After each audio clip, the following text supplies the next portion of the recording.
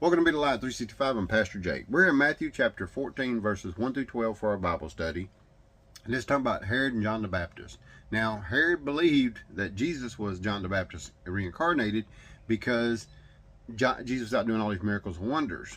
Now, Herod, he had messed up. What happened is that he had married his brother's wife, and they weren't divorced, or they wasn't anything. He just took her, more or less. Well, this was sin. In the Jewish culture, this was sin, and he had committed adultery. But now John the Baptist came to him and said, look, you're sinning. She is not your wife. She's your brother's wife, and you need to repent from it. Well, Herod didn't. What he did is just threw John in jail and John in prison. Well, during one party that Herod was having, him and his bunch of people there, that his daughter came out and started dancing for him in this big, long ceremony.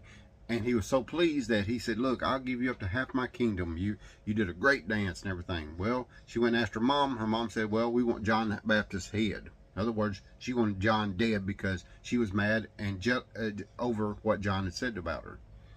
So Herod was sorry, but he went and had it done. And John the Baptist's head was put on a platter and brought to the daughter, which she gave her to her mom. Now, it winds up on this is that the disciples came and took the body and buried it, and then went and told Jesus. You know, this is funny how somebody else is sinning. This is how most times sin works.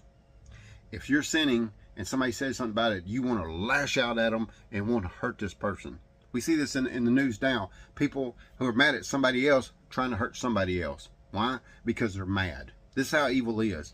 You know, we're supposed to be tolerant and loving, but there's no tolerance and love anymore. What there is there hate for you calling out your own sins. This is what we got to step away from.